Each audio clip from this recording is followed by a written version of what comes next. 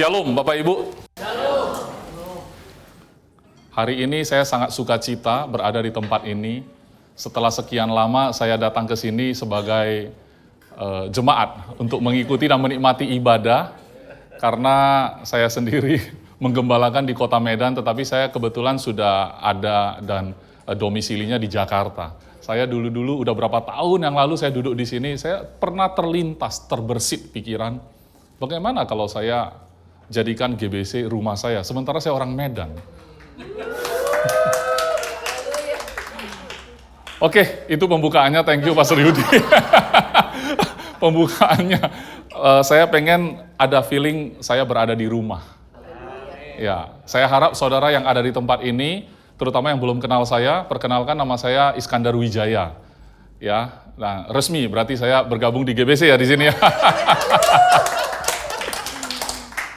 Oke, Bapak Ibu, saya nggak tahu apakah saudara setuju dengan saya bahwa banyak sekali manusia yang hidup pada saat ini sedang berkelana secara rohani. Nggak tahu kenapa orang itu mencari-cari arti kehidupannya.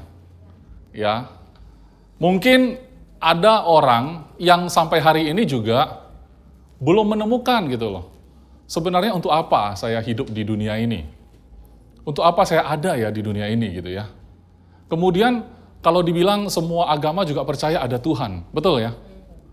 Tapi kalau Tuhan itu ada, kemudian saya tidak bisa dekat sama dia, untuk apa Tuhan itu? Kalau Tuhan itu ada, kita sama-sama percaya ada Tuhan, tetapi Tuhan itu nggak bisa dijangkau. Dia itu Tuhan, bukan siapa-siapa. Terus kita nggak layak, nggak bisa ada alasan untuk kita bisa datang kepada dia. Jadi untuk apa saya percaya ada Tuhan? Sementara nggak ada efek dalam hidup saya. Tetapi secara refleks orang akan mencari Tuhan ketika ada masalah. Tetapi pada saat sudah masalahnya selesai, berkelana lagi. Secara rohani berkelana lagi. Bahkan tidak sedikit orang-orang percaya, orang Kristen juga seperti itu. Mungkin ke gereja yang satu, kadang terpuaskan, tetapi setelah sekian lama rasanya ada sesuatu yang kurang. Dia pindah lagi ke satu tempat lagi, dia cari lagi. Dia menemukan ada yang lebih di sini, yang kemarin nggak ada. Kemudian dia merasa nggak puas lagi. Kayaknya kita berkelana terus, saudara. Kemudian yang paling penting adalah orang percaya. Sudah mendengar message grace ya. Wah, kita selamat oleh kasih karunia, bukan oleh perbuatan kita. Betul, sudah benar ini message. Tetapi juga tetap berkelana dalam hati. Kenapa ya saya tetap tidak ada terobosan? Kenapa ya dalam hidup saya itu beda sama teman-teman yang lain, saudara-saudara yang lain gitu ya. Enak banget lihat dia. Kemarin kalau kita dengar testimoni katanya ada orang yang sedang mengalami masalah besar, tetapi dia masih bisa pelayanan. Saya kok nggak bisa ya? Ada masalah apa sih ini?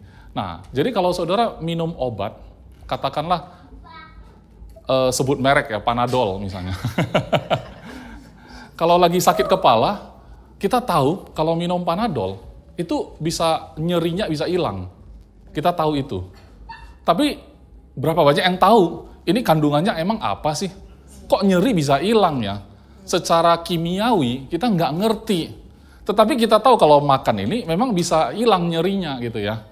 Tapi reaksi yang terjadi dari obat yang sudah masuk ke tubuh ini orang nggak tahu. Oleh sebab itu hari ini saya pengen mengajak saudara semua untuk melihat apa sih yang terjadi secara kimiawi. Ketika kita sudah tahu kita diselamatkan oleh anugerah, ya kan? Tetapi kenapa seperti kita punya hidup yang berbeda? Seperti ada satu kehidupan yang tersembunyi yang orang lain nggak ketahui. Yang kita nggak bisa cerita ke orang, yang kita anggap kita belum mengalami terobosan. Saya nggak tahu apakah saudara punya kehidupan seperti itu, atau cuma saya. Kalau datang ke gereja cuma satu, oke, saya ini anak Tuhan, saya puji Tuhan segala macam. Tetapi seringkali kalau Senin sampai Jumat, Sabtu itu, mungkin kehidupan yang sisi lain itu muncul. Yang kita sendiri nggak bisa cerita ya, itu apa gitu loh. Ketika datang ke hari Minggu kita merasa apa yang kita lakukan sebenarnya enggak. Itu mendiskualifikasi kita. Tapi karena anugerah bersyukur banget di hari Minggu. Oleh sebab itu kita sangat terharu di hari Minggu. Tetapi Senin sampai Jumat balik lagi seperti itu, Sabtu. Itu sebenarnya secara kimiawi itu apa yang terjadi? Ya kan, mekanisme yang Secara teknis itu sebenarnya apa? Hari ini saya sudah siapkan catatan khotbah saya secara virtual. Karena note-nya sebenarnya ada di Alkitab, ya. Ini panjang sekali, saudara. Saudara siap enggak? Misalnya khotbahnya 1,5 jam gitu ya. Untuk yang saudara saksikan video, saudara harus selesaikan. Kenapa? Karena kalau saudara utuh mendengarnya, maka saudara hidupnya akan berubah. Saya percaya. Satu kebohongan itu bisa merusak sejarah hidupmu. Tapi satu kebenaran bisa memberimu hidup yang kekal. Saksikan sampai selesai. Roma 7. Oke, Roma 7 ayat 1. Kalau Rasul Paulus menulis, bagi saya itu luar biasa. Mengapa? Karena saya ini terlibat dalam usaha dan pekerjaan saya itu melibatkan kemampuan marketing, ya. Dan saya tahu apa itu sales talk. Bagaimana mengarahkan atau framing sebuah bahasa sehingga orang ikut permainan kita. Itu sudah biasa. Tetapi waktu saya lihat tulisan Rasul Paulus, dia itu lebih pakar dari saya. Kenapa?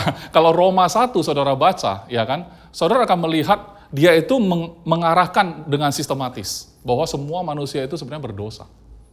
Manusia itu semuanya bermasalah. Tapi dia akan turun sampai ke solusi. Nah, itu adalah sebenarnya kalau mau belajar ilmu marketing sama Rasul Paulus. Karena orang nggak akan beli produk kalau dia nggak ada masalah. Untuk apa? Kasih gratis juga nggak mau. Oleh sebab itu kalau saya mau bilang, keselamatan anugerah, saudara juga akan sia-siakan. Kenapa? Karena saudara tidak merasa butuh. Tapi kalau seseorang yang merasa dia nggak tertolong lagi, mungkin hari ini saudara mendengar, saya ini nggak ketolong lagi ini. Saya ini manusia yang sangat parah nih. Maka saudara butuh. Hari ini kita belajar sama-sama. Ayat 1, soalnya Roma 7 dan 8. Hari ini mau baca 2 pasal, saudara. Itu total pasalnya ada, total ayatnya itu ada 50-an. Saudara bayangkan 1 menit, 1 ayat, sudah 50 menit saya cuma baca doang ya. Apakah kamu tidak tahu saudara-saudara? Sebab aku berbicara kepada mereka yang mengetahui hukum. Dalam hal ini tentu hukum Taurat ya saudara. Bahwa hukum berkuasa atas seseorang selama orang itu hidup. Ya dong? Kalau orang sudah mati, hukum apa yang mau berlaku atas dia lagi?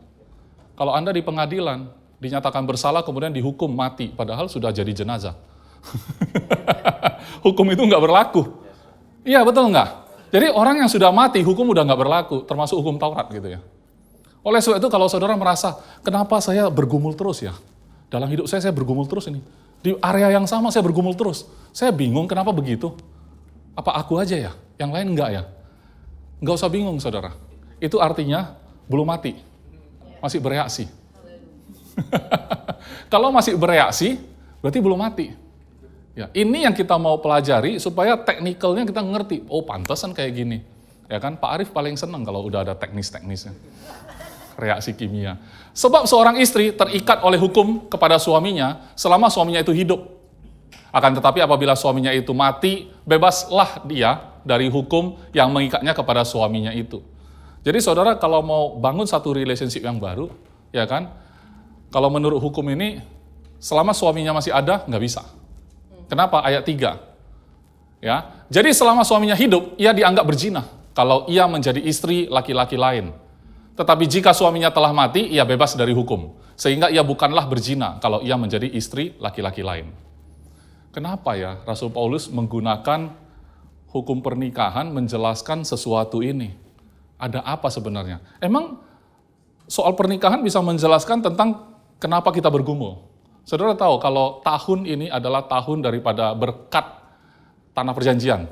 Amin. Itu artinya saat bangsa Israel masuk ke tanah perjanjian, dia berhenti berkelana. Dia berhenti mondar-mandir. Dia berhenti keliling-keliling. Dia berhenti bergumul, saudara. Jadi harusnya orang yang masuk ke tanah perjanjian itu sebenarnya yang normalnya itu adalah orang yang sudah settle dan kemudian tidak lagi bergejolak, dia rest. Kalau saudara merasa bergumul, mungkin ada sesuatu yang masih hidup, saudara. Hari ini kita lihat, ya kan, kita nggak pakai pemaksaan, saudara. Mengapa? Tuhan tidak pernah memaksa kita, tetapi Tuhan mengeduket kita. Roh Kudus ada untuk mendidik kita kepada seluruh kebenaran yang memerdekakan kita sepenuhnya. Ya, kita nggak lagi akan bingung-bingung setelah ini kan, kenapa ya bolak-balik begini, terus minggu puji Tuhan dan merasakan saya anak Tuhan, terus balik lagi, kenapa saya seperti bukan anak Tuhan? Hari Minggu, iya kok saya anak Tuhan kok. Terus balik lagi, apa iya? Di sini iya. Terus kok seperti enggak? Iya kok. Bolak-balik begitu doang ya. Itu namanya berkelana, saudara. Kalau mau rest, hari ini saudara santai aja, saudara dengar apa kata Rasul Paulus, bukan kata saya ya. Karena saya nggak ada catatan. Saya cuma ada ayat-ayat dari Alkitab ya. Sebab itu saudara-saudaraku, kamu juga telah mati bagi hukum Taurat. Kenapa kita bisa mati bagi hukum Taurat? Itu alasannya oleh tubuh Kristus. Supaya kamu menjadi milik orang lain, yaitu milik siapa? Milik Dia yang telah dibangkitkan dari antara orang mati agar kita berbuah bagi Allah. Agar kita berbuah bagi Allah itu adalah semua yang kita inginkan, betul nggak? Anak-anak Tuhan itu pengennya berbuah bagi Allah. Secara alamiah, memang itu keinginan setiap anak Tuhan. Tetapi yang jadi pergumulan, kenapa yang saya lakukan justru terbalik. Saya bukannya berbuah bagi Allah, tetapi malah berbuahnya bagi yang lain gitu loh. Kok begitu ya? Itu yang selalu kita tanyakan pada diri sendiri dan nggak pernah dapat jawabannya. Kemudian kita menganggap, nggak apa-apa, tenang saudara, Tuhan nggak melihat itu. Tapi dalam lubuk hati kita paling dalam, meskipun Tuhan nggak melihat keburukan saya, tetapi saya tahu itu nggak benar. Bergumul lagi. Nanti diyakinkan lagi di hari Minggu, enggak, Tuhan melihat engkau sempurna dalam Kristus. Betul juga. Tapi waktu balik lagi, kayaknya nggak betul. Seperti ada sesuatu yang salah, saudara. Oleh sebab itu hari ini, kalau kita baca Rasul Paulus menggunakan hukum pernikahan seperti ini. Bahwa hukum Taurat, yang notabene-nya kalau saudara yang bukan orang Kristen, yang bukan orang percaya, mungkin hukum yang dimaksud di sini adalah hukum yang berlaku apa yang saudara yakini saat ini. Semua agama mengajarkan kita berbuat baik soalnya. Kalau kita berbuat baik, kita dapat yang baik. Kalau kita berbuat yang jahat, kita akan terima akibatnya, betul nggak? Nah, selama kita pegang itu, kita nggak bisa terima Yesus. Kenapa? Karena ini laki-laki lain, Yesus ini. Kamu nggak bisa, tanda petik, berzina. Nggak bisa.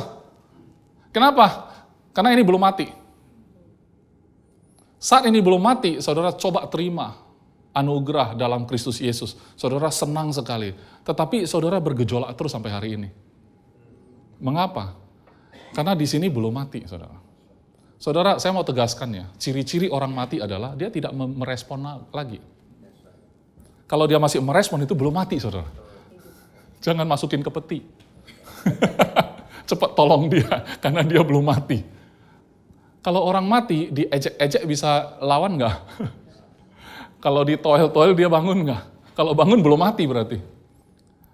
Kalau saudara berbicara soal hukum Taurat, ya kan, apa yang saudara lakukan itu yang akan saudara tuai, apa yang saudara lakukan itu akan menjadikan akibat yang saudara harus terima. Saudara masuk ke ranah sana, nggak pernah selesai di sana. Selama saudara hidup, perkaranya adalah begini, even Rasul Paulus punya keluhan yang sama. Jadi, emang Rasul Paulus mati terhadap hukum Taurat? Secara teknis, selama manusia masih hidup, memang daging masih ada. Kalau daging sudah selesai, perkara yang tadi itu sebenarnya selesai. Ya, tetapi jangan cepat-cepat selesain. Mentang-mentang saya katakan, oh selama hidup ya udah saya akhiri hidup ini. Bukan begitu. Justru dengan adanya daging ini, kita bisa praktis. Jadi sekarang anggaplah kita sekarang sedang praktis, saudara. Karena nanti pasal 8 itu seluruh makhluk menanti-nanti kehadiran kita. Bayangkan. Ini tujuan saudara ada di dunia. Ya. Ayat 5. Sebab waktu kita masih hidup di dalam daging, hawa nafsu dosa yang dirangsang oleh hukum Taurat, bayangkan ya saudara, hukum Taurat kok bisa merangsang ya? Ya kan? Bekerja dalam anggota-anggota tubuh kita agar kita berbuah bagi maut. Kita bukan berbuah bagi Tuhan, tetapi berbuah bagi maut. Kalau kita melayani hukum dosa yang ada di dalam daging hawa nafsu, selama kita masih hidup, kita sibuk ke sana, sebenarnya kita sedang berbuah bagi maut. Tidak akan berujung kepada yang baik, saudara. Tetapi puji Tuhan, saudara diajarkan di dalam Kristus ini sudah selesai semua kan ya. Nyatanya reaksinya masih ada. Memang kita percaya bahwa ini sudah selesai, tetapi nyatanya reaksinya masih ada. Ini yang kita mau settle hari ini. Ya. Tetapi sekarang kita telah dibebaskan dari hukum Taurat. Saudara, Yesus mati bagi kita. Kita mati bagi hukum Taurat. Supaya apa? Sepenuhnya kita milik Kristus. Yesus mati bagi kita mati bagi hukum Taurat. Hukum Taurat bukan lagi fokus kita. Kalau hari ini saudara diajak untuk berbuat baik, tidak perlu lagi yang menonton video ya. Kalau suatu hari saudara diajak berbuat baik, charity katakan, bukan diiming-imingi nanti kalau kamu berbuat baik, pahalamu besar. Itu pelecehan. Karena Tuhan menyerahkan reward-nya itu bukan berdasarkan apa yang kamu lakukan. Karena dia sudah overpay kan. Dia menyerahkannya itu bukan kamu kasih 10, saya kasih 100, bukan. Atau kamu kasih 10, dia kasih 1000, bukan. Kamu kasih 0, dia kasih anaknya. Kamu nggak kasih apa-apa, dia kasih anaknya. Kalau kamu berharap pahala, kamu melecehkan dia. Kamu habiskan nyawamu 100% untuk berbuat charity. Bukan untuk pahala. Terlalu kecil, saudara. Itu yang membedakan kalau saudara berbuat baik menurut hukum atau berbuat baik karena saudara bersyukur. Dengan apa kita bayar? Nggak mungkin. Saudara kasih minus, dia kasih anaknya. Saudara nggak ngerti apa-apa, dia udah kasih. Gimana kita balancing? Nggak mungkin. Selama kita nggak paham itu, dan selama kita belum tahu bahwa Yesus sudah mati bagi kita mati bagi Taurat. Nggak ada urusan lagi sama Taurat. Tapi feeling, pikiran, perasaan masih ada, saudara. Masih ada. Lantas mau diapain? Selama hidup pasti begitu terus. Mau diapain ini, saudara? Ya, oke, kemudian yang mengurung kita katanya. Jadi kita telah mati bagi dia itu maksudnya hukum Taurat tadi yang mengurung kita selama ini. Iya dong, kayak terkurung dong. Hari ini saya sudah berbuat, sudah puas, rasanya sudah dapat kredit nanti di pahalanya, udah tercatat di surga gitu kan ya, udah berbuat baik, besok jahat. Berkurang itu saldonya. Besok harus berbuat baik lagi nih, atau pelayanan nih. Atau pelayanan. Waduh, saya sudah main musik ya, sudah WL, oke, dapat pahala certain points. Besok berdosa dikit nggak apa-apa, kurang poin ya. Siapa yang bikin catatan itu, saudara? Begitu cross, saudara hutang besar. Ya, kita terkurung. Ujung-ujungnya maut. Oke lah, kita riset argonya mulai hari ini. Besok, lusa, 1 minggu kemudian settlement, minus tetap. Harganya sebuah dosa apa kita nggak tahu. Ya kan? Oleh sebab itu kebohongan bisa membawa kita kepada kehancuran. Tapi kebenaran bisa membawa saudara kepada kehidupan yang sejati. Bohong itu bisa jadi setengah benar, saudara. Ya, dan itu lebih susah dibedakan. Tapi itu pelecehan. Serius. Coba saya bilang, Pastor Fedri, saya mengasihimu setengah. Pelecehan kan? Mendingan nggak usah ngomong, betul nggak? Pastor Fedri, apa yang pastor katakan, saya percaya setengah. Pelecehan kan? Lebih bagus nggak usah ngomong, nggak usah percaya sama sekali. Itu kalau percaya setengah itu artinya nggak percaya. Betul nggak? Dari 10 poin, 5 saya percaya, berarti kamu nggak percaya saya. Jadi mendingan nggak usah percaya sekalian. Kan begitu ya. Sehingga kita sekarang, ayat 6 di bagian B ya, sehingga kita sekarang melayani dalam keadaan baru, menurut roh dan bukan dalam keadaan lama menurut huruf hukum Taurat. Jadi panduan kita bukan lagi yang tadi itu, buku primbon kita itu. Kalau lakuin ini, dapat ini, dapat ini. Nah itu, yang membuat kita itu seperti ada hitungannya. Kalau kita lakukan menurut huruf hukum Taurat, yang tadi itu. Berakhir kepada maut. Tetapi kalau keadaan baru menurut roh, itu berbeda lagi, saudara.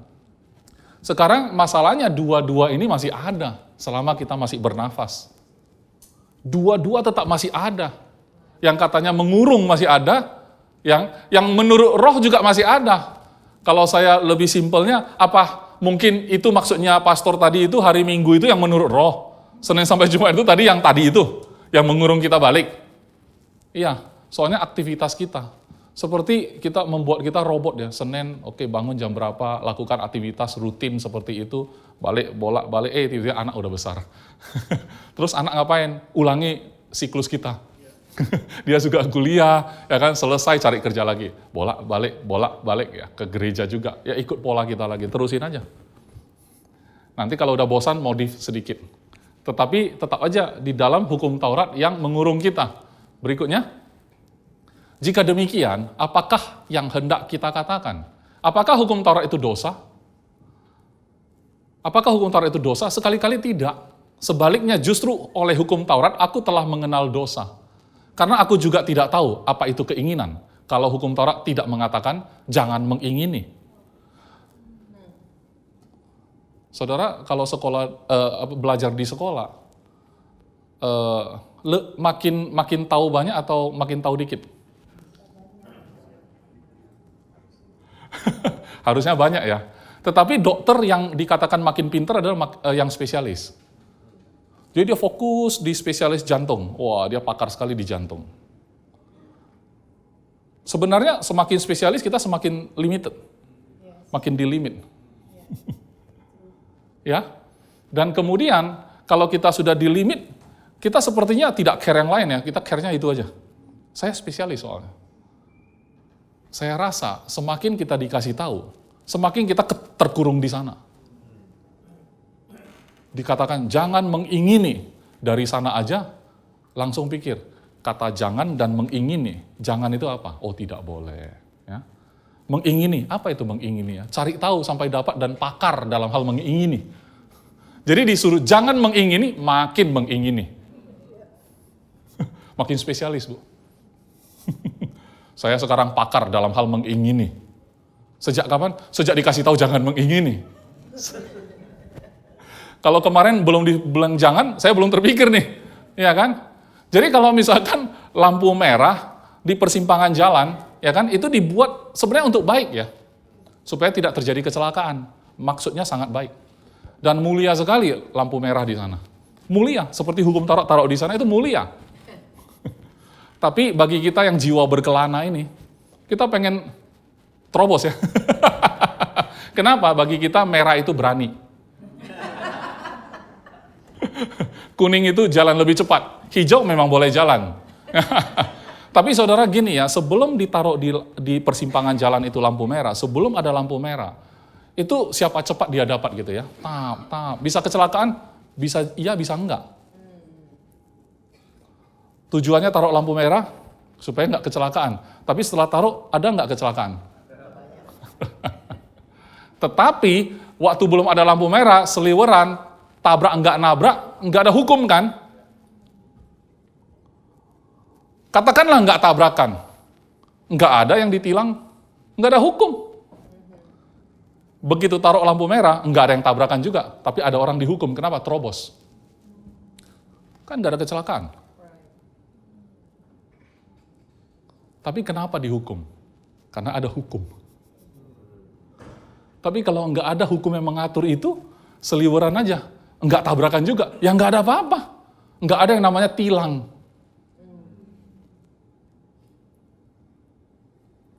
Ini memang manusiawi. Ya.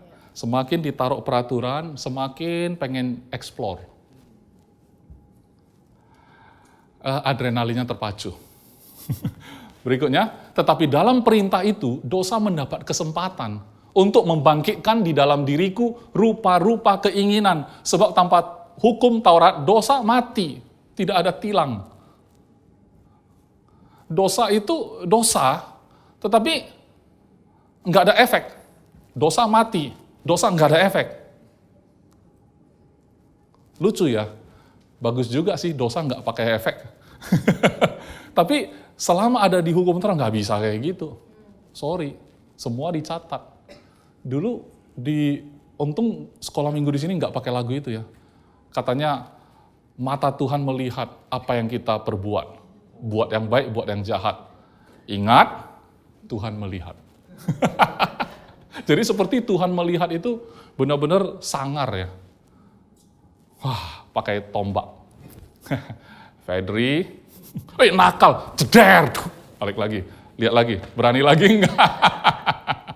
Jadi di dunia ini terlalu terbiasa kita dengar yang namanya reward and punishment. Bahkan di perusahaan juga menerapkan, kalau kamu bisa capai sekian, kamu dapat bonus sekian.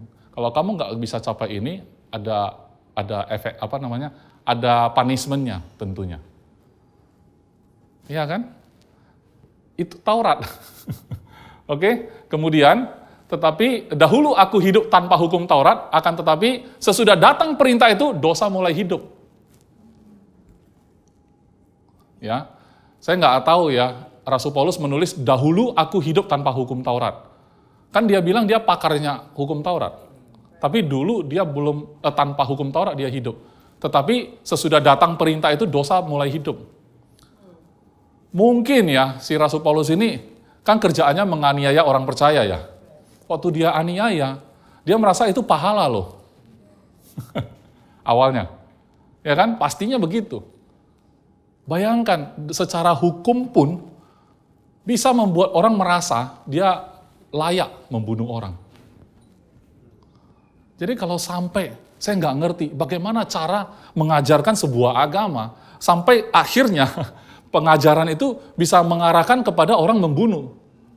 Bingung ya, kok bisa sampai ke sana gitu ya. Tapi bersyukur ya, karena Rasul Paulus terhentikan di sana. Dan memang Tuhan langsung berhadapan sama dia. Dalam perjalanan ke Damsyik itu kan. Dan totally Rasul Paulus berubah jadi orang yang berbeda sama sekali. Tetapi setelah dia berubah dan berbeda, ini tulisan dia saudara. Dia menjelaskan secara teknis apa yang terjadi dalam diri dia sendiri. Untuk menjelaskan kepada kita semua, setelah sekian ribu tahun, kita baca tulisan dia, itu yang relevan bagi kita. Oh ternyata ini. Ya. Kemudian ayat 10, sebaliknya aku mati dan perintah yang seharusnya membawa kepada hidup, ternyata bagiku justru membawa kepada kematian. Aku pikir itu memang Tuhan yang ajarkan. Aku pikir memang itu benar ya diajarkan. Supaya saya jadi orang yang baik. Saya menjadi pribadi yang disiplin dan baik sekali. Tidak ada cacatnya, tidak ada celahnya. Tetapi ternyata konsep ini membawa saya malah kepada kematian. Kenapa? Karena gagal. Oleh sebab itu teman-teman yang menyaksikan di video, kita bukan kekurangan orang ngasih tahu kita apa itu berbuat baik kan? Betul kan? Kita bukan kekurangan pasokan informasi bahwa kita harusnya lakukan A, jangan lakukan B. Kita sudah tahu, dikasih tahu pun kita sudah tahu. Enggak dikasih tahu pun kita sudah tahu, tidak perlu sampai agama yang ngajarin apa itu berbuat baik. Masalahnya, kita nggak sanggup. Kita melakukan yang sudah tahu tidak boleh, kita tidak lakukan yang kita sudah tahu harus dilakukan. Makin frustrasi. Setelah tahu makin frustrasi.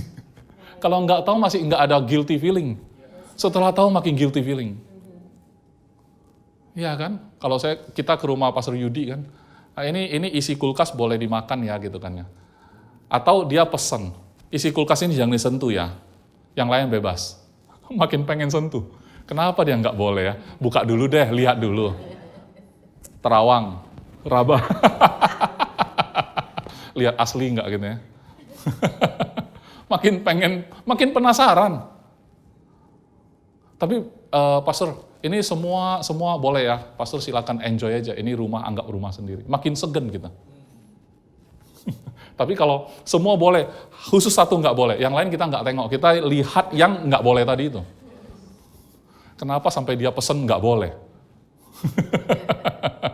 Ya, itulah kebohongan yang dilempar benih-benihnya oleh iblis dari sejak Hawa.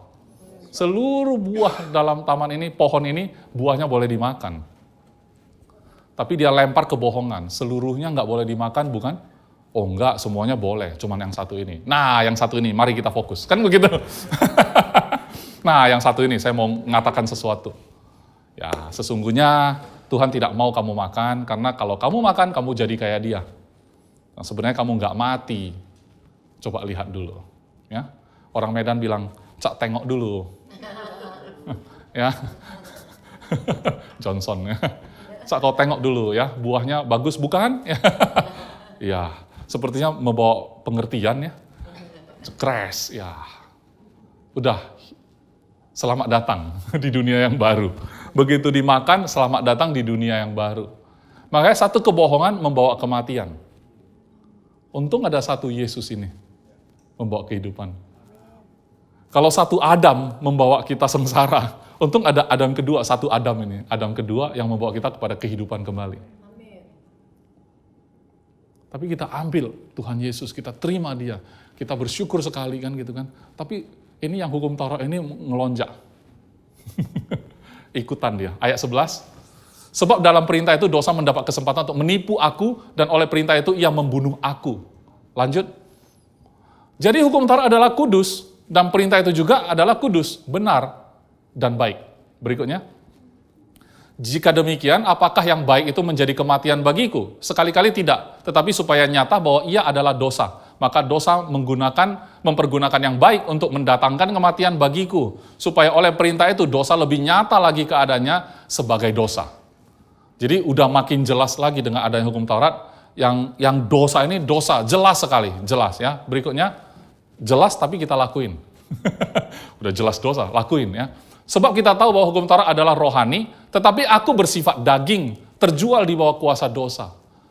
Pantesan kita engage sama Tuhan, kita coba cari Tuhan dengan daging kita, berakhir dengan gagal, saudara. Kenapa? Karena daging kita itu bawaannya memang terjual di bawah kuasa dosa. Tergadaikan di bawah dosa. Sedangkan hukum Taurat dan Yesus, hal rohani. Entah hukum Taurat ataupun anugerah, saudara hanya bisa tangkap secara rohani. Nggak bisa dengan daging, saudara. Taurat juga. Kalau dibilang jangan membunuh, sebenarnya bisa. Siapa di sini yang pengen membunuh banget? Jangan berzina. Bisa sebenarnya. Jangan membuat bagimu patung, ya kan, yang Taurat itu. Jangan menyembah Allah lain. Jangan, ya, semua yang jangan itu sebenarnya bisa kita lakukan. Sebenarnya bisa, saudara. Bukan nggak bisa. Kalau saudara melihat dari sisi rohani. Kenapa? Menurut saya setelah saudara terima Yesus dalam anugerah, saudara otomatis lakuin ini. Otomatis. Kalau udah ada Yesus, saudara pengen Allah lain. Kalau sudah ada Yesus, saudara pengen mencuri. Pengen membunuh, kan enggak juga. Tetapi kenapa kita anggap kita gagal? Karena kita hitungan di sana. Kalau kita hitungan di sana, ya sudah. Hasil akhirnya minus. Hasil akhirnya gagal. Itu yang jadi persoalan. Kalau kita buat hitungan di sana. Berikut. Sebab apa yang aku perbuat, aku tidak tahu. Karena bukan apa yang aku kehendaki yang aku perbuat. Tetapi apa yang aku benci, itulah yang aku perbuat. Semakin difokusin ke daging ini. Kita tahu dalam hati kita yang paling dalam. Nggak boleh loh. Iskandar, ini nggak boleh. Tapi pengen lakuin. Akhirnya yang dilakuin yang sebenarnya di dalam hati udah tahu nggak mau. Bukan itu yang harusnya aku buat, tapi aku lakuin. Rasul Paulus pun begitu ternyata. Kenapa? Karena waktu dia tulis ini, dia masih hidup. Iya kan? Mari kita lihat kita semua ini adalah pribadi-pribadi yang memiliki hidup kekal, yang masih ada daging. Oke? Kita sebenarnya pribadi yang punya hidup kekal, tapi masih ada daging. Daging masih beri reaksi. Oleh sebab itu, jangan buat perhitungan di sana. Fokusmu bukan di sana. Selama saudara berjuang dan bergumul, saudara akan berakhir dengan gagal. Masuk ke tanah perjanjian, itu berhenti dari pergumulan. Jangan terus berkelana dalam hidup saudara. Jangan mencoba dengan dagingmu. Kamu pasti gagal.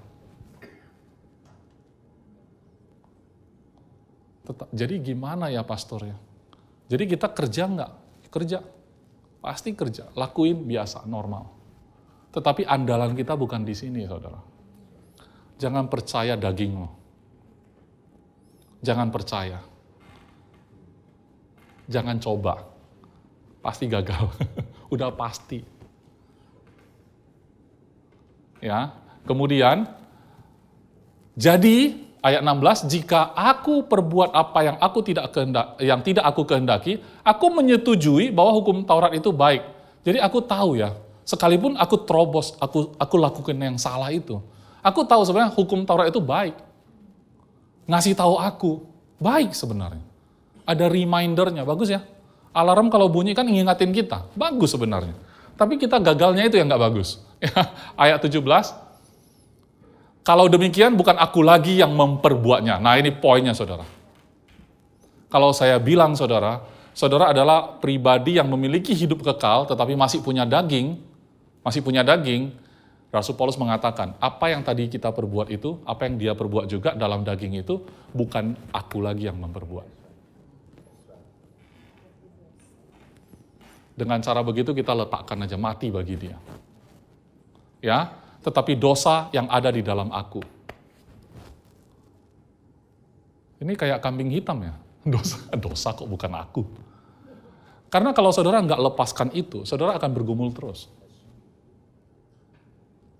Ini bukan kayak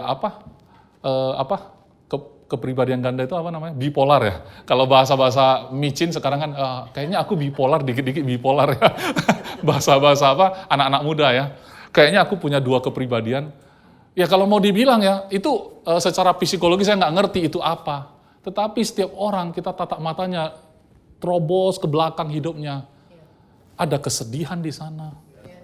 Ada kekecewaan di sana. Ada kesulitan hidup yang sedang dia hadapi.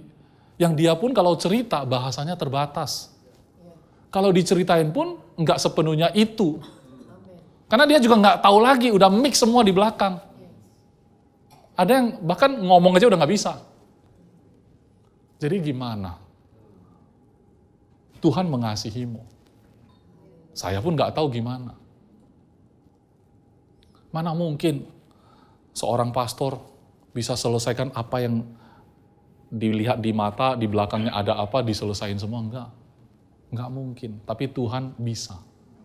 Kenapa? Karena Tuhan, kamu bisa bicara dengan kata-kata tak terucap, dan dia paham. Luar biasa ya. Kalau kalian bicara sama Pastor Yudi, harus pakai kata-kata yang bisa dipahami. Tolong jangan ngaco gitu. Pastor bla bla bla bla bla, pastor ngerti enggak ngerti. Tapi sama Tuhan bisa loh saudara. Sama Pastor Yudi nggak bisa, ya. Jadi jelas ya, ini sebenarnya ya, apa yang aku nggak ingin lakukan ternyata aku lakuin. Itu sebenarnya adalah bukan aku lagi, tapi memang tubuh ini ada dosa, dan dosa itu yang melakukannya. Oke, berikutnya, sebab aku tahu bahwa di dalam aku, yaitu di dalam aku sebagai manusia, tidak ada sesuatu yang baik. Sebagai aku sebagai manusia, ya. Kan di dalam aku sebagai manusia. Saudara, sebagai anak Tuhan sekarang. Anak Tuhan itu, saya pernah tanya kan ya, anak harimau itu harimau bukan? Cuman kan masih kecil ya, anak harimau. Harimau kan? Anak Tuhan? Jangan bikin aliran baru di sini. Anak harimau itu harimau juga ya. Jadi anak Tuhan? Ini direkam, ini GBC ngomong apa? Anak Tuhan, Tuhan juga. Berarti kita Tuhan, jadi aliran baru. Maksud saya, keilahian itu ada di dalam diri kita sebagai anak Tuhan. Tapi kalau sebagai manusia yang ada apa? Dosa. Jadi di mana kebanggaan kita sebagai manusia? Nggak ada, saudara. Nol. Seorang rasul pun mengatakan nggak ada yang baik. Rasul. Terus kita mau ngomong apa sekarang? Berapa persennya rasul kita? Ya kan? Secara track record pun nggak layak, 1/10-nya Rasul pun nggak ada. 1%-nya Rasul juga nggak ada. Tapi dia pun mengatakan begitu. Sebab kehendak memang ada di dalam aku, tetapi bukan hal berbuat apa yang baik. Selama manusia masih hidup, itu tetap akan ada, saudara. Jangan bergumul di sana, saudara. Itu bukan arenamu. Amin. Semoga saudara lega hari ini. Masih ada begini, pastor. Bukan arenamu, saudara. Jangan bergumul di sana. Tapi pastor, udah jangan bahas. Tapi pastor kan aku gagal. Itu manusiamu. Kamu sebagai manusia tuh. Bukan sebagai anak Tuhan. Jadi ini pastor ngajarin aku bipolar. Bukan. Aku ngajarin kamu identitas yang sejatimu. Setelah clear identitas sejatimu ini manusia-manusiamu itu akan berubah. Makanya disebut transformasi. Tapi kalau kamu fokus ke manusiamu, ke anak Tuhanmu itu yang berubah lama-lama. Iya juga, kayaknya nggak mungkin lah, ini GBC memang udah di awang-awang ini anak Tuhan semua, saya kayaknya enggak. Kenapa? Karena terlalu fokus ke daging. Gagal mulu. Terakhir, disqualified diri sendiri. Tapi kalau di sini, lama-lama yang kamu disqualify adalah manusiamu itu. Tertransform tanpa kamu sadar. Effortless. Karena bukan lagi jadi fokus. Tapi jadi tidak menarik juga. Tidak menarik lagi. Semakin fokus kepada identitas yang sejati, ini semakin tidak menarik. Jadi bagaimana ya kalau misalnya semua pohon di taman ini boleh kau makan buahnya, kecuali yang satu itu. Kemudian kita nggak lihat yang satu itu. Kan selesai. Cuman satu, tapi kalau kamu fokus, habis. Satu aja, tapi kalau fokus, habis. Itu prinsip yang sama kok. Sampai hari ini kalau ada aku sebagai manusia, aku sebagai anak Tuhan, kelihatannya aku sebagai manusia lebih gede.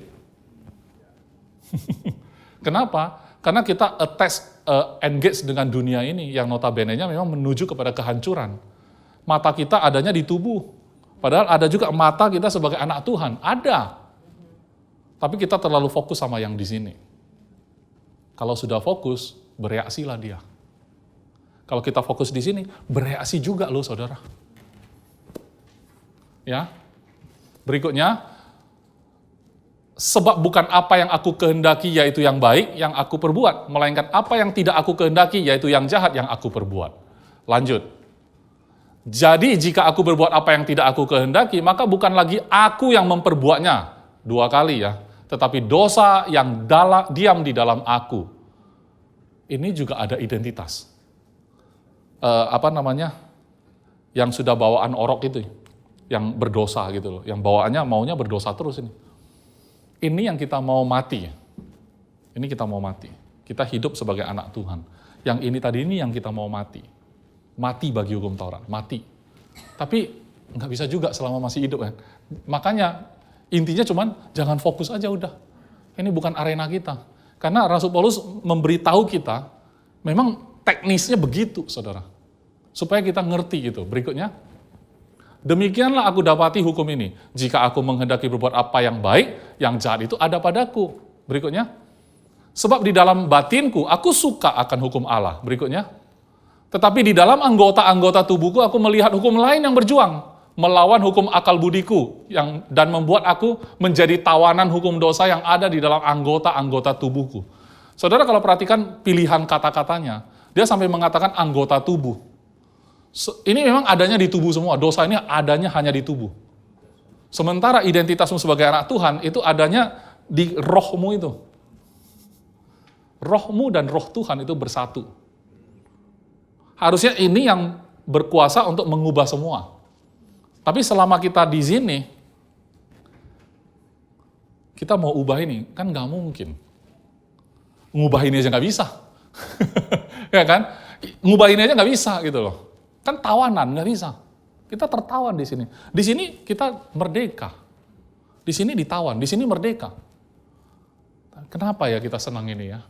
Karena masih hidup di dalam dunia ini, masih memberi reaksi, memberi respon. Berikutnya, aku manusia celaka. Bukan pilihan kata yang bagus ya.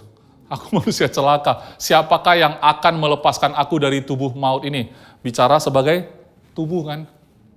Memang tubuh ini celaka, saudara. Sudah dikasih tahu dari dulu sebenarnya. Cuman kita kan nggak nyadar aja. Udah dikasih tahu loh, ini tulisan bukan tulisan baru. Udah lama. Sebelum saya lahir udah ada ini. Ya kan? Oh ini mekanismenya, ternyata ini teknisnya. Berikutnya, syukur kepada Allah, yaitu oleh Yesus Kristus Tuhan kita, jadi dengan akal budiku, aku melayani hukum Allah, tetapi dengan tubuh insaniku, aku melayani hukum dosa. Wow, jalan berbarengan ya. Kenapa dia kasih tahu kita bahwa dia jalannya berbarengan? Itu menunjukkan kepada kita agar kita tidak bergumul di sana, tapi kita fokusnya yang kita ubah, yaitu melayani dengan akal budinya, melayani hukum Allah. Kalau di gereja AGF di Medan, tempat saya menggembalakan, tema kami adalah see the unseen, melihat yang tidak kelihatan. Yang kelihatan itu adalah sementara, yang tidak kelihatan itu kekal. Oke? Dan yang tidak kelihatan ini adalah yang tadi akal budi, roh, itu nggak kelihatan. Tetapi yang tubuh insani itu kelihatan. Dan ini sementara. Kita nggak membangun sesuatu yang sementara. Amin? Kita membangun sesuatu yang kekal. Kita nggak membangun yang sementara. Yang sementara ini akan berlalu, saudara. Makanya kemarin saya masih ingat, saya khotbah di sini juga, saya bilang, apa yang kelihatan dijadikan oleh apa yang tidak kelihatan. Jadi kalau surga itu nggak kelihatan oleh mata jasmani, kita bisa minta sesuatu, Tuhan nyatakan dimanifestasikan dalam bentuk kenyataan. Oke, apa yang saya minta Tuhan jadikan. Begitu jadi, mata bisa melihat, saya bilang jadinya sementara. Saudara bergumul, Tuhan aku butuh rumah, Tuhan aku butuh mobil. Begitu jadi, mobil dan rumah itu adalah hal yang sementara. Tapi itu yang kita gumulkan. Lucu kan?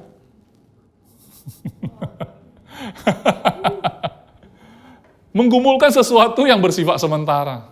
Karena menurut kita itu kebutuhan kita. Kenapa? Karena kita berfokus di sana. Kalau misalkan kita terjadi sesuatu masalah yang menurut kita solusinya adalah ini, menurut kita solusinya. Itu sebenarnya membatasi Tuhan. Tapi kita minta spesifiknya begitu. Karena menurut kita itu jawaban paling benar. Ya, berikutnya. Masuk ke 8 ya, Roma 8. Waktunya masih ada ya. Demikianlah sekarang tidak ada penghukuman bagi mereka yang ada di dalam Kristus Yesus. Jadi hore-hore nih pasal 8. Sekarang nggak ada lagi penghukuman. Berikut, Roh yang memberi hidup telah memerdekakan kamu dalam Kristus dari hukum dosa dan hukum maut. Ternyata kita bisa memerdekakan diri, ya kan? Kenapa? Karena dalam Kristus itu kita dimerdekakan dari hukum dosa dan hukum maut. Hukumnya dimerdekakan. Oke? Jadi memang kita clear hari ini bahwa hukum dosa, hukum maut itu bukan arena kita lagi sebagai anak Tuhan. Bukan domain kita lagi.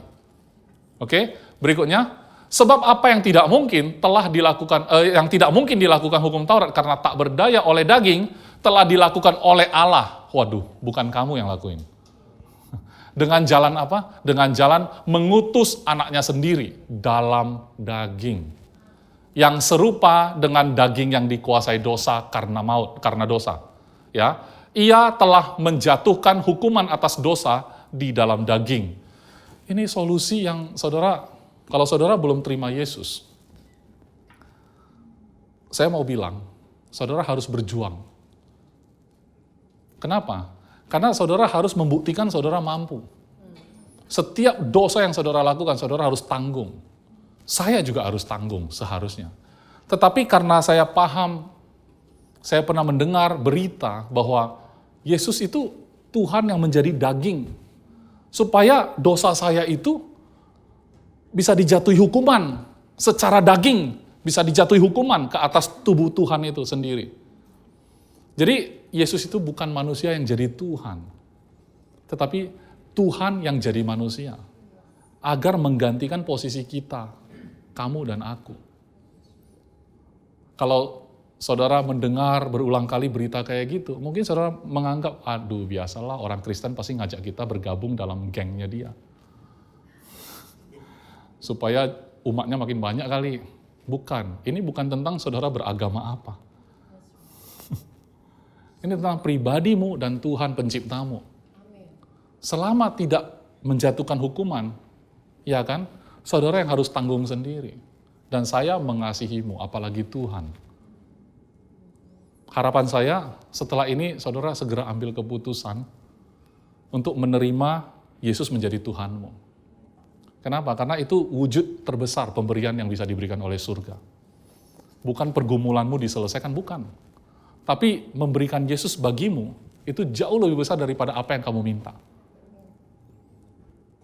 Terlalu kecil yang kita minta. Pemulihan keluarga, kesembuhan dari penyakit. Itu porsi yang sangat kecil. Kenapa? Keluarga setelah pulih, harus meninggalkan dunia ini juga. Penyakit kalau udah sembuh, sampai waktunya juga harus meninggal. Lazarus dibangkitkan dari kematian oleh Yesus. Hari ini pun dia sudah mati. Saudara. Nggak mungkin kan, dia udah dibangkitkan oleh Yesus, Lazarus masih hidup sampai hari ini. Nggak mungkin. Mati juga. Bahkan yang bangkit dari kematian pun sudah mati juga. Nggak salah kita membutuhkan itu semua, nggak salah. Kita minta Tuhan mewujudkan itu dalam hidup kita pun nggak salah. Tetapi kita harus menyadari, jauh lebih besar pun dia sudah berikan. Ya. Kemudian, sampai di mana ini? Dengan jalan mengutus anaknya sendiri dalam daging yang serupa dengan daging yang dikuasai dosa karena dosa. Ia telah menjatuhkan hukuman atas dosa di dalam daging. Clear, selesai, case close untuk daging kita. Betul nggak? Berikutnya, supaya tuntutan hukum Taurat digenapi dalam kita yang tidak hidup menurut daging, tetapi menurut roh. Saudara perhatikan ya, ini tuntutan itu, ya kan, tidak lagi jatuh ke kita. Kenapa? Karena tuntutan hukum Taurat sudah digenapi dalam kita. Jadi kita ini orang seperti apa? Tidak hidup menurut daging, tetapi menurut roh. Hari ininya kita adalah orang yang harusnya hidup menurut daging, roh bukan menurut daging. Tapi dua-duanya masih ada. Kan dia bukan bilang, udah nggak ada nih, nggak ada. Selama masih hidup pasti ada. Tetapi kita menurut roh. Ya, berikutnya. Sebab mereka yang hidup menurut daging memikirkan hal-hal yang dari daging, mereka yang hidup menurut roh memikirkan hal-hal yang dari roh. Jadi ini berbicara tentang fokus saja. Karena jalannya berbarengan terus ini. Saat fokus ke sini, waduh, feel bad ya. Bergumul terus nih. Fokus ke sini, iya ya, apa yang aku butuh? Semua sudah ada. Apalagi yang aku kejar? Semua udah ada. Fokus ke sini, waduh, masih banyak yang belum ada nih. Tetangga sebelah udah ada, saya belum. Fokus ke sini, waduh, apalagi yang saya butuh? Begitu switch in and out gitu ya. Itu yang saya bilang berkelana. Saudara berkelana secara rohani. Padahal sangat simple. Arahkan matamu tertuju kepada Kristus, selesai sudah. Berikutnya, karena keinginan daging adalah maut, tetapi keinginan roh adalah hidup dan damai sejahtera. Memang kalau kita fokus ke roh ini sebenarnya nggak ada yang membinasakan kita sebenarnya. Semuanya adalah hidup dan damai sejahtera. Berikutnya, sebab keinginan daging adalah apa itu? Perseteruan terhadap Allah karena ia tidak takluk kepada hukum Allah. Hal ini memang tidak mungkin baginya. Keinginan daging memang begitu, saudara. Berikutnya, mereka yang hidup dalam daging tidak mungkin berkenan kepada Allah. Ya tentulah. Ya kan, orang gagal melulu. Kehidupan daging yang akhirnya berkenan sama Allah, itu hanya kehidupan daging Kristus. Kalau mau tahu, ada nggak manusia yang hidup dagingnya itu berkenan? Yesus. Makanya dia bisa menjadi persembahan yang sempurna. Menjadi korban yang sempurna. Korban bukan hewan. Itu hanya simbol. Tapi Yesus yang tidak bercacat itu, secara daging dia sempurna. Berkenan, ini yang disembelih. Ini yang dikorbankan di atas kayu salib. Oleh sebab itu, saudara dikatakan sebagai orang yang sangat diberkati, luar biasa, apabila saudara bisa mendengar sebuah kabar baik, kemudian saudara meresponi dengan katakan, ya aku mau terima Yesus. Itu berkat yang saya rasa terbesar dalam hidupmu. Bagi saya nggak ada urusan. Saudara terima itu adalah kehidupan kekalmu. Nggak ada kaitan sama saya sih sebenarnya. Nggak ada konflik of interest ya. Nggak ada kepentingan saya, nggak ada. Saya cuma sampaikan, apalagi kita ketemunya cuma lewat video. Betul nggak? Ya kan? Apalagi kita belum kenal ya. Berikutnya, tetapi kamu tidak hidup dalam daging, melainkan dalam roh. Diulang lagi ya. Bukan dalam daging ya, dalam roh. Jika memang roh Allah diam dalam kamu. Memang kan ya? Memang, amin. Tetapi jika orang tidak memiliki roh Kristus, ia bukan milik Kristus. Makanya saya rasa nggak ada jalan lain selain kita terima Yesus. Roh Kristus ada dalam kita, kita jadi milik Kristus. Kita selesai dengan yang tadi berkelana secara rohani. Berikutnya, tetapi jika Kristus ada di dalam kamu, maka tubuh memang mati karena dosa, tetapi roh adalah kehidupan oleh karena kebenaran. Oke, berikutnya. Dan jika roh Dia yang telah membangkitkan Yesus dari antara orang mati, diam dalam kamu. Bayangkan Yesus bangkit dari antara orang mati, roh itu diam dalam kamu, saudara. Ya, maka Ia yang telah membangkitkan Kristus Yesus dari antara orang mati akan menghidupkan juga tubuhmu yang fana itu oleh rohnya yang diam di dalam kamu. Sekarang teknisnya udah mulai paham. Ketika kita sibuk dengan fokus kita, bahwa kita identitasnya adalah anak Allah dalam Kristus, justru tubuh tadi yang lemah-lemah itu dibangkitkan. Itu teknisnya. Ya, bukan dengan cara di sini berjuang mati-matian di sini. Wah, Tuhan, aku manusia celaka nih. Nggak bisa lagi ya. Tuhan, tolong aku setelah feel good ya, besok berperang lagi. Oke, aku nggak akan gagal. Aku bisa.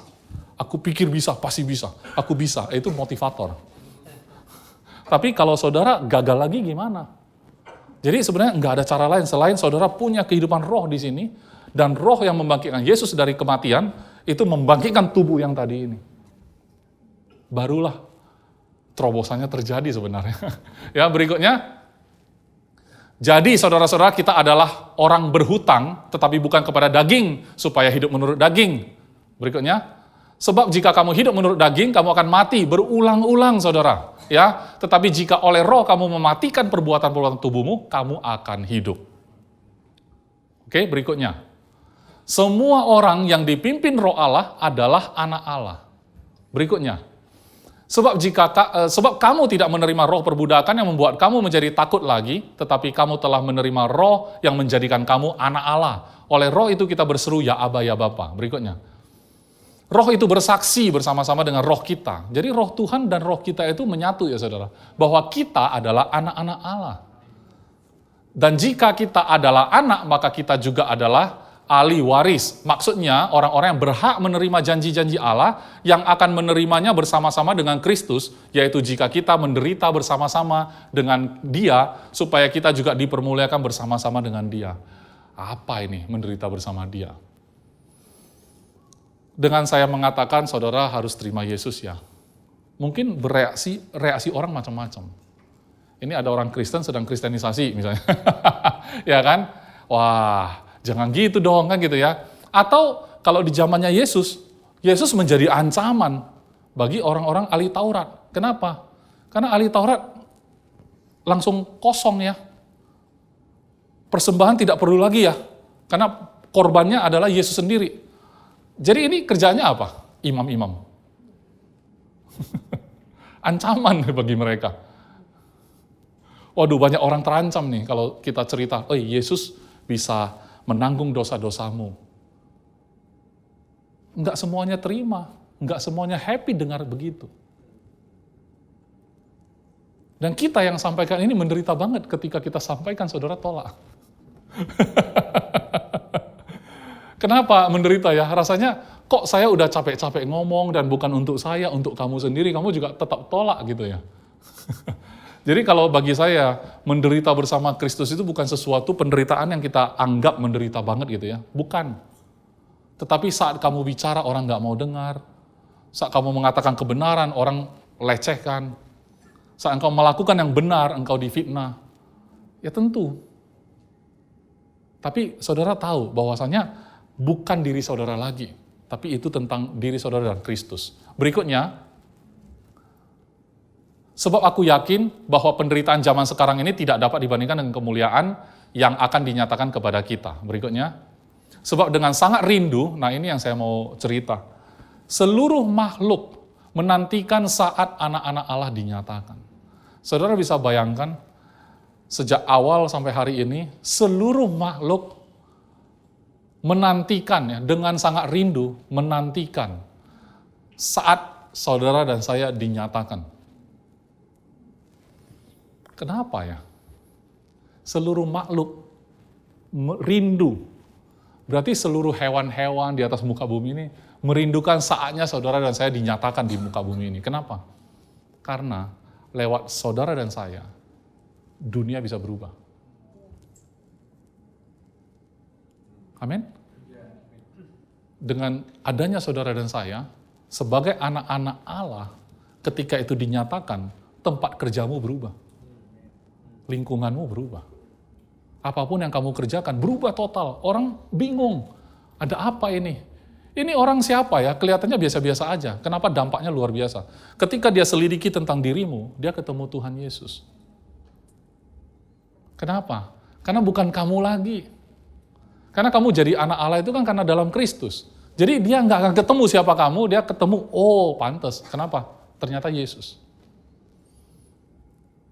Dan itu kita lakukan bukan dengan bergumul kan?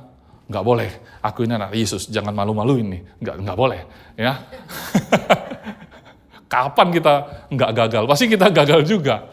Hari ini kalau orang mengenal kita dengan biasanya ya, artinya kita nggak perlu menjadi orang yang berbeda. Ya, datang ke gereja seperti apa adanya. Tapi kalau memang saudara begitu baik ya, saya lihat di gereja kan nggak ada yang nakal-nakal nih, baik-baik semua. Maksud saya, kalau memang betul kayak begitu, Senin sampai Jumat begitu juga. Sabtu juga. Sabtu juga. Ya, apa yang ada di sini berarti ada di luar. Kenapa? Karena memang itu adalah identitasmu. Jadi bukan keadaan yang mengubahmu. Bukan karena ada di gereja kamu jadi kata orang ya, bukan berarti saudara ada dalam garasi berarti saudara disebut mobil, bukan. Saudara anak Tuhan bukan karena ada di gereja. Waktu saudara di luar juga tetap saudara adalah anak Tuhan, betul nggak? Bukan karena tempatnya sebutanmu jadi berubah. Harusnya saya pastor itu bukan hanya di sini ya. Di tempat kerjaku juga mereka akan panggil pastor kan begitu ya. Tetapi karena saya lebih nyaman bukan pastor, ya mendingan di sini juga nggak pakai pastor. Koyudi gitu. Berikutnya, karena seluruh makhluk telah ditaklukkan kepada kesia-siaan, bukan oleh kehendaknya sendiri, tetapi oleh kehendak Dia yang telah menaklukkannya. Kalau manusia yang mengakibatkan bumi ini rusak gitu, solusinya manusia juga, sebenarnya. Tapi manusia yang kayak apa? Kan nyatanya kan lebih banyak manusia yang ikut makin merusaknya. Ya, kalau kita terus berfokus ke daging ini, kita juga akan kontribusi merusak bumi ini. Berikutnya, tetapi dalam pengharapan, karena makhluk itu sendiri juga akan dimerdekakan dari perbudakan kebinasaan dan masuk ke dalam kemerdekaan kemuliaan anak-anak Allah. Berikutnya, panjang ya. Sebab kita tahu bahwa sampai sekarang segala makhluk sama-sama mengeluh dan sama-sama merasa sakit bersalin. Menunggu kayaknya saatnya harus tiba gitu ya. Berikutnya, dan bukan hanya mereka saja, tetapi kita yang telah menerima karunia sulung roh, kita juga mengeluh dalam hati kita sambil menantikan pengangkatan sebagai anak, yaitu pembebasan tubuh kita. Jalan berbarengan, tapi kita tahu kok suatu hari selesai. Suatu hari selesai. Makanya ada doa orang, Tuhan Yesus datanglah segera. Kan begitu kan, pengen selesain gitu kan. Itu frustrasi ya. Kelihatannya sudah frustrasi. Berikutnya, sebab kita diselamatkan dalam pengharapan, tetapi pengharapan yang dilihat bukan pengharapan yang dilihat bukan pengharapan lagi. Ya, ini unseen kan? Saya sekarang baca Alkitab semuanya see the unseen, lihat yang tidak kelihatan, lihat yang tidak kelihatan. Kayak gitu aja saya lihat, betul pengharapan aja bukan pengharapan yang dilihat. Karena kalau sudah bisa kelihatan, bukan pengharapan lagi namanya. Sebab bagaimana orang masih mengharapkan apa yang dilihatnya? Kan sudah dilihat. Kan gitu ya, berikutnya. Tetapi jika kita mengharapkan apa yang tidak kita lihat, kita menantikannya dengan tekun. Berikutnya. Demikian juga roh membantu kita dalam kelemahan kita, sebab kita tidak tahu bagaimana sebenarnya harus berdoa. Tetapi roh sendiri berdoa untuk kita kepada Allah dengan keluhan-keluhan yang tidak terucapkan. Anak Tuhan punya fitur ini, saudara. Nggak bisa ngomong pun bisa bicara. Karena Tuhan sendiri, roh Tuhan sendiri, itu berdoa untuk kita. Ini fitur yang nggak dimiliki ya di orang-orang yang biasa. Oke, berikutnya. Dan Allah yang menyelidiki hati nurani mengetahui maksud roh itu, yaitu bahwa ia sesuai dengan kehendak Allah berdoa untuk orang-orang kudus. Saudara dan saya. Berikutnya. Kita tahu sekarang bahwa Allah turut bekerja dalam segala sesuatu untuk mendatangkan kebaikan bagi mereka yang mengasihi Dia, yaitu mereka yang terpanggil sesuai dengan rencana Allah. Saudara, kalau ayat ini kan udah biasa kita dengar. Allah turut bekerja dalam segala hal, dalam segala sesuatu untuk mendatangkan kebaikan. Saudara, hal bekerja dalam segala sesuatu yang terjadi ini bisa dilihat nih. Tapi Allah turut bekerja, saudara bisa lihat nggak? Unseen kan? Fokus kita segala sesuatu. Oh, segala sesuatu Tuhan turut bekerja. Segala sesuatu. Kita fokusnya segala sesuatunya. Kejadian ini, kejadian itu, kejadian ini. Kita fokusnya itu. Padahal kan Allah turut bekerja.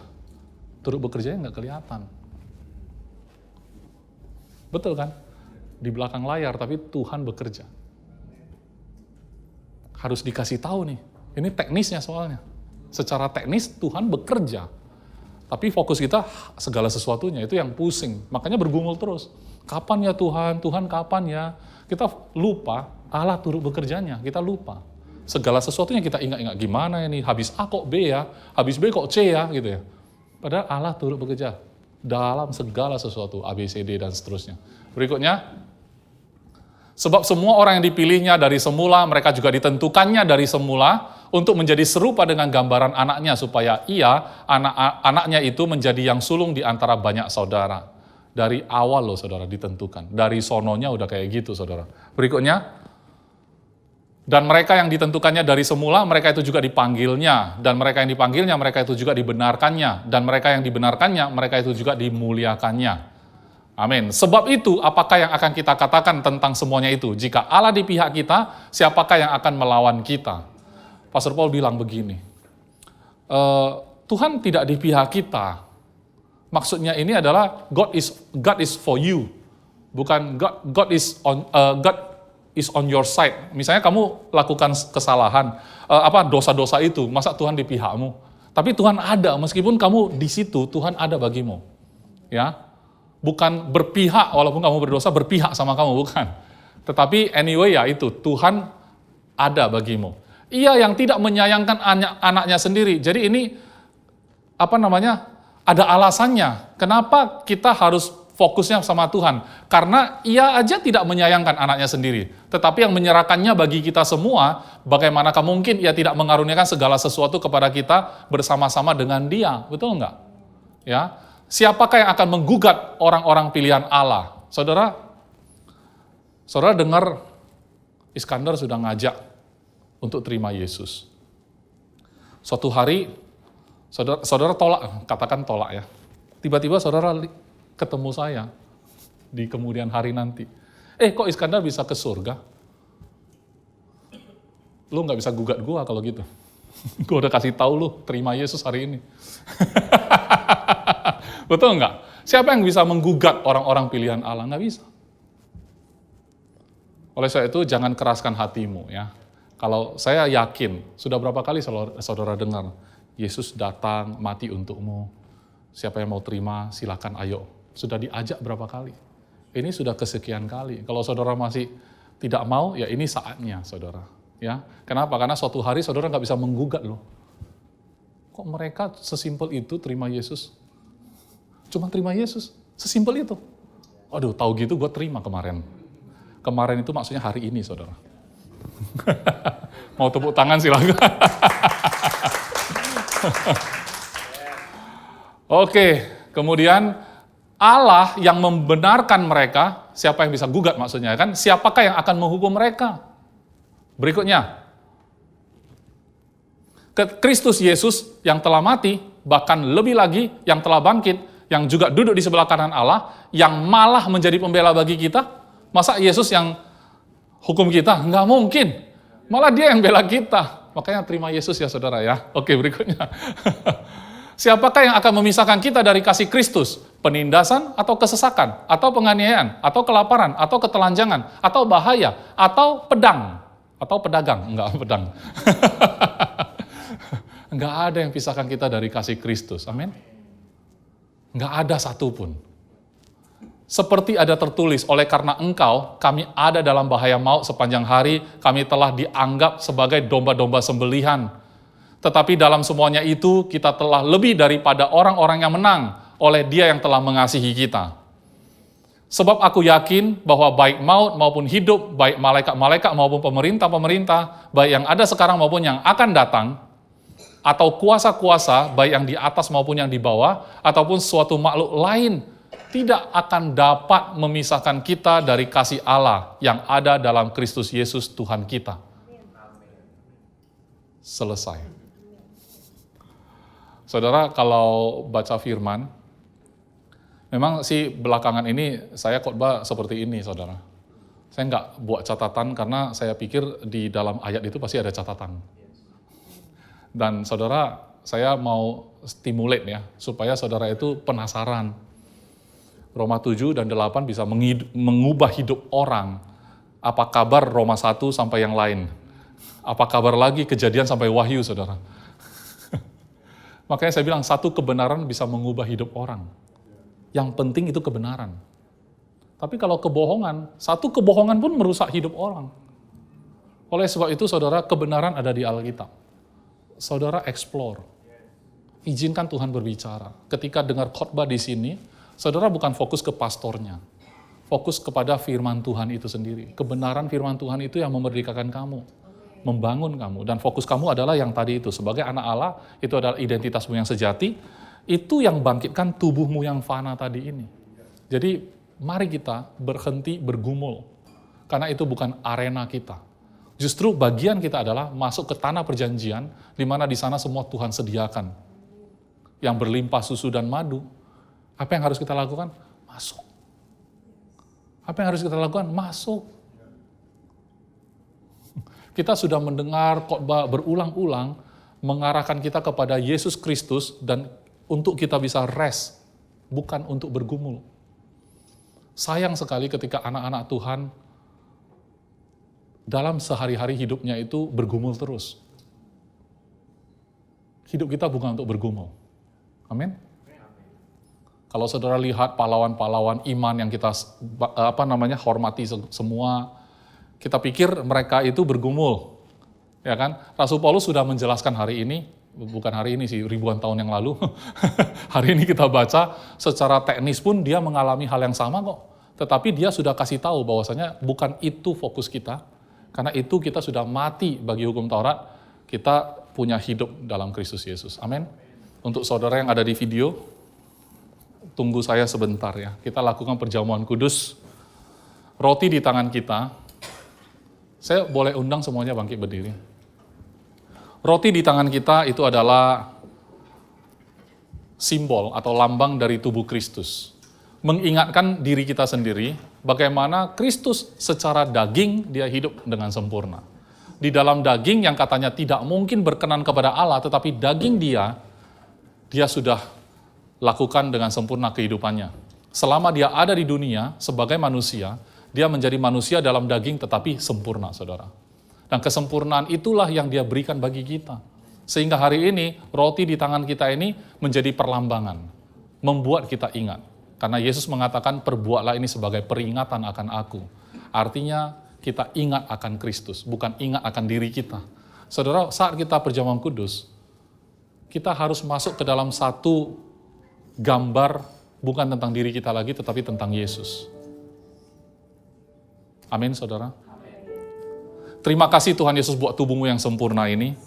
Tubuh yang tidak bercacat celah, yang benar-benar sempurna saat engkau menjalani hidupmu di atas muka bumi ini, engkau sudah lakukan dengan sempurna, dan ini adalah tubuhmu.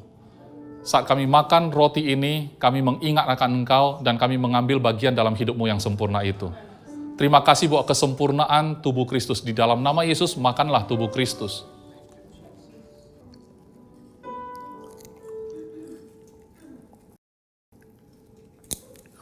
Saudara, di tangan kita ada cawan. Yang kita tahu ini adalah darah Kristus. Saudara, secara medis, darah ini dibutuhkan saat saudara lakukan pemeriksaan kesehatan. Dokter butuh informasi dari darahmu untuk mengetahui bagaimana keadaanmu hari ini. Bahkan anak siapa kamu bisa dilihat dari darah. Identitasmu ada di dalam darah, DNA-mu ada di dalam darah, nyawamu ada di dalam darah. Tetapi hari ini, yang di tangan kita bukan darah kita sendiri, tetapi darah Kristus. Seperti apa Kristus hari ini, seperti itulah engkau. Bagaimana keadaan tubuh Kristus, seperti itulah tubuhmu sekarang. Ini untuk membuat kita ingat bahwa DNA kita adalah DNA Kristus. Sifat-sifat yang ada di dalam diri kita itu adalah sifat-sifat Kristus. Fokus kita adalah Kristus itu sendiri.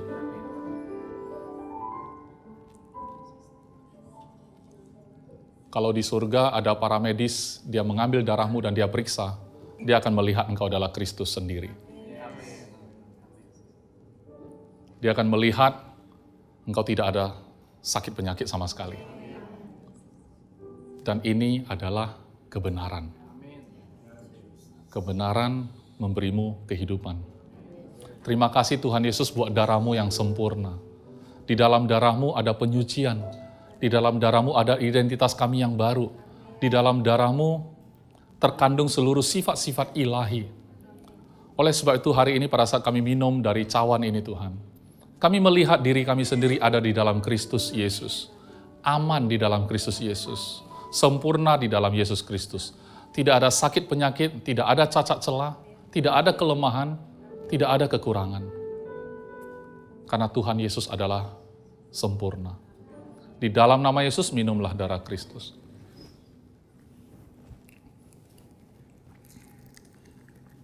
Untuk saudara-saudara yang menyaksikan di video, hari ini pada saat saudara mendengarkan firman Tuhan, sebenarnya Tuhan sedang berbicara kepada hatimu.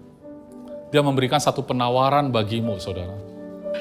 Penawaran yang sesungguhnya dengan sederhana engkau bisa terima, yaitu terimalah bahwa Dia telah mengaruniakan anaknya yang tunggal. Dari surga datang menjadi manusia, sehingga saat engkau menerima Dia menjadi Tuhanmu, engkau menerima satu posisi yang baru, menjadi anak Allah yang maha tinggi. Kalau saudara ingin mengambil keputusan, menerima Yesus menjadi Tuhan dan Juru Selamat, mari ikutin saya berdoa. Bapa yang baik, hari ini aku telah mendengar tentang Yesus Kristus yang datang ke dunia, menjadi manusia, menjalani hidup yang sempurna, dan menyerahkan hidupnya di atas kayu salib, mati dikuburkan, dan bangkit kembali pada hari yang ketiga, naik ke surga, duduk di sebelah kanan Allah Bapa. Hari ini, aku terima Engkau, Yesus Kristus, menjadi Tuhan dan Juru Selamat pribadiku, sekarang sampai selama-lamanya. Aku percaya, Roh Kudus tinggal di dalamku, sampai selama-lamanya. Tuhan Yesus, terima kasih telah menjadi Tuhanku. Di dalam nama Yesus, aku berdoa dan bersyukur. Amin. Kami ucapkan selamat kepada saudara yang baru saja mengikuti kami berdoa. Selamat datang di dalam keluarga kerajaan Allah. Saudara bukan orang asing lagi. Ini bukan tentang agama apapun, tetapi ini tentang engkau pulih hubungannya dengan Sang Penciptamu. Karena tidak ada cara lain. Mengandalkan daging kita udah pasti gagal. Dan hal ini adalah hal yang rohani, bukan jasmani. Selamat sekali lagi untuk saudara. Kalau saudara ada di luar kota, bukan di Jakarta, maka saudara silakan mencari gereja yang cocok untuk saudara bisa bertumbuh di sana. Gereja yang sehat, yaitu gereja yang selalu mengajak saudara tertuju matanya kepada Yesus Kristus saja, bukan yang lain. Kalau kita mendengar motivasi itu biasa, tetapi kita mau mendengar kebenaran, bukan kata-kata yang memberi semangat, tetapi kata-kata yang mengandung kebenaran. Dan kebenaran hanya ditemukan dalam Kristus Yesus. Kalau saudara ada di lingkungan Jakarta, saya undang datang ke rumah saya. God's Beloved Church yang ada di Sampona Strategic ya. Kita ibadah selalu di jam 10 pagi. Mari kita berdoa, kita akhiri ibadah kita. Mari kita angkat tangan dan wajah kita. Bapa yang baik, kami mengucap syukur buat hari ini. Engkau telah berbicara kepada kami dengan caramu sendiri. Oleh sebab itu kami percaya di dalam hati kami Tuhan, Engkau akan terus berbicara. Tidak berhenti sampai pada hari ini, tetapi Engkau terus berbicara. Sehingga identitas kami yang sejati itu adalah menjadi fokus kami Tuhan. Dan roh-Mu yang bersama-sama dengan roh kami, yang memberikan kesaksian bahwa kami adalah anak-anak Allah. Roh yang membangkitkan Engkau dari kematian, itu adalah roh yang membangkitkan tubuh kami yang fana. Oleh sebab itu kami bersyukur, kami tidak lagi bergumul dalam hidup kami. Karena kami percaya Engkau telah sediakan semuanya, Engkau telah memberkati kami semua, Engkau bahkan memperluas wilayah-wilayah kami Tuhan. Kami sangat-sangat bersyukur bahwa Engkau ternyata lebih memperhatikan kami, jauh melebihi seperti kami memperhatikan diri kami. Kami sangat-sangat bersyukur memiliki Allah seperti Engkau. Tuhan memberkatimu, Tuhan melindungimu, Tuhan menyinarkan wajahnya kepadamu, memberimu damai sejahtera, kasih karunia berlimpah-limpah dalam hidupmu, menyertai engkau sekarang sampai selama-lamanya. Semua yang sudah menerima berkat dari Allah Bapa, katakan amin.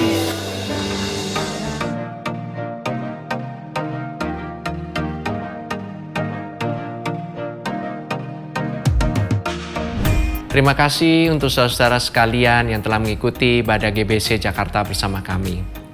Kami berharap saudara sekalian diberkati dan disegarkan oleh firman Tuhan yang telah disampaikan pada hari ini. Pastikan saudara mensubscribe channel YouTube kami dan ikuti terus update dan informasi GBC Jakarta di akun resmi media sosial kami di bawah ini. Shalom, Tuhan berkati.